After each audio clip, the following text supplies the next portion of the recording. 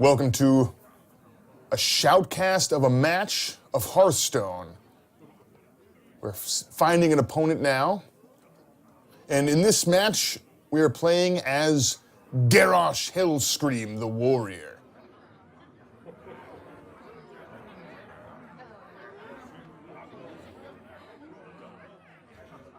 Looks like we've got an opponent here, a reason opponent. That's good. Garrosh versus Uther.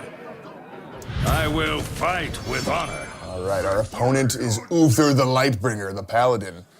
And here's our opening hand. Not a great opening hand. There's no minions here, and you definitely need some minions to play early on in the game. Keep pressure on your opponent and to help attack their minions so they don't keep pressure on you. So here's some, we replaced some of those, got some new ones. These are better, there's some more minions, although we got Leroy Jenkins. I don't know if that's good or bad yet. All right, the Paladin starts the game. He uses his mana to play a secret card, and we don't quite know what that card is yet. It may have an effect depending on what we do in the game here. And the warrior begins with a shield bearer. It's very defensive. It doesn't have any attack. It's got enrage, which means if it takes damage, it gets an effect. And in this case, it's got +1 attack when it's taking damage. All right, the Paladin follows up with a Knife Juggler, very strong in the Paladin deck. Anytime a minion enters the battlefield over there, he gets to deal 1 damage to a random enemy. And the Paladin usually has lots of minions. His hero power creates minions as well. So at this point, the warrior would love to kill that Knife Juggler, but he doesn't have a lot. He can deal 1 damage to it with the Cruel Taskmaster. But it looks like he's going to deal 1 damage to that minion with Enrage, giving it +2 attack from the Taskmaster and 1 attack from the Enrage. But it looks like that attack triggers the secret.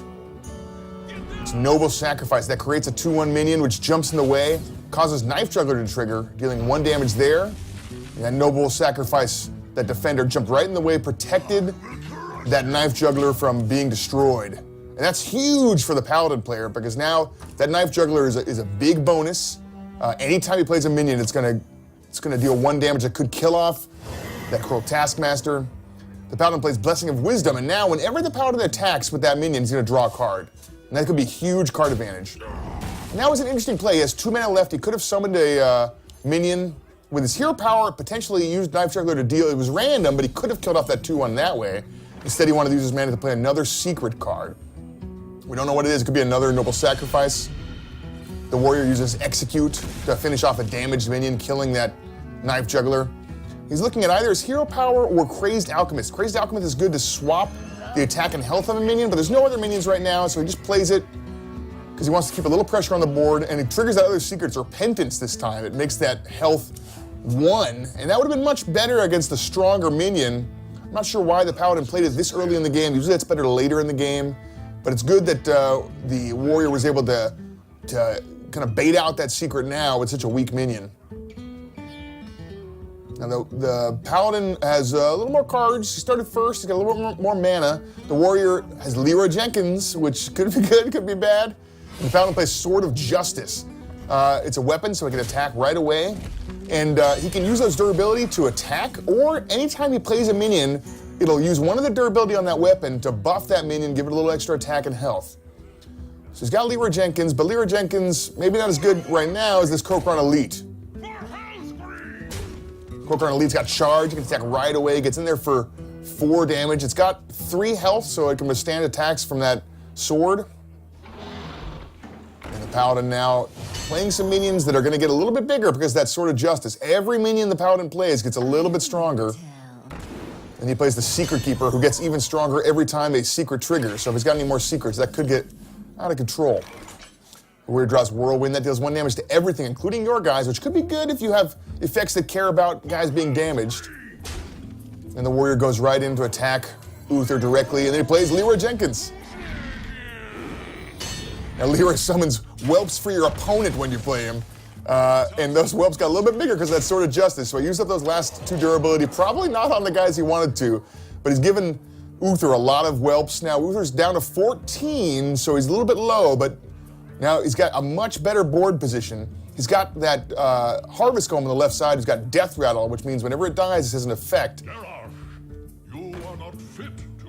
And there's Cairn Bloodhoof. Also has a death rattle effect. It summons Bane Bloodhoof, his successor.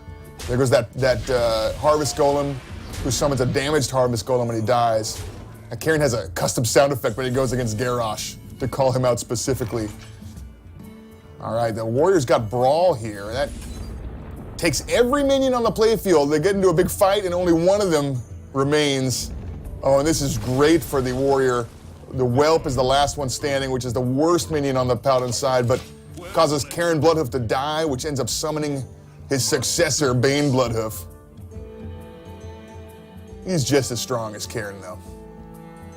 All right, so now the Paladin, follows up with Illidan Stormrage, and it's unfortunate because the Warrior had to discard Big Game Hunter, which is a great card. It kills a minion with 7 attack, which would have killed Illidan. Now this is starting to turn around here. The Warrior down to 19 health. He's got huge minions as the Warrior draws Arcanite Reaper. Now Reaper would definitely finish off Bane Bloodhoof, but he'd really like to be able to finish off Illidan so he doesn't take 7 damage next turn. It looks like he's going to slam Illidan. Slam deals 2 damage, and if it survives, you draw a card. And that means he definitely survived there, so he's going to finish him off with Arcanite Reaper. He does take 7 immediately. He doesn't have a lot of cards that can help him here. He's got the Imp Master that can summon some extra imps. He's got Battle Rage that'll draw him cards if guys are damaged. And then the Paladin follows up with the Guardian of Kings. It's a huge minion. It also heals him as he lays down another secret. And it's starting to look pretty bad for the Warrior here. Only at 6 health. The Warrior needs to draw something to stop this. He draws King Mukla. King Mukla's definitely not good right now. It's a huge minion for the cost, but it gives your opponent bananas, which they can play to buff their own minions. And you definitely don't want to give those minions any more attack. He's only at 6 health remaining as he uses Inner Rage to deal, looks like 1 damage to that opposing Guardian of Kings. And uses Battle Rage now, draws you a card for every damaged minion, and there's only 1 damaged minion, so it draws him 1 card. He's looking for ways to come back here as he plays King Mukla, give his opponent some bananas.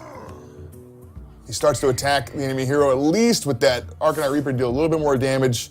Of course, that triggers Noble Sacrifice, another one of the Paladin secrets. Jumps right in the way, prevents him from dealing any damage to Uther. And then he plays Imp Master. Imp Master, every turn, summons 1 more imp at the cost of life. So that could get out of control, but at this point, with only 4 health remaining, the Paladin just has to attack with either Cairn, as he feeds Mukla a banana, just to mess with Garrosh, and finishes him off with Bane Bloodhoof. Revenge from Cairn. Defeat for Garrosh. Thanks for watching.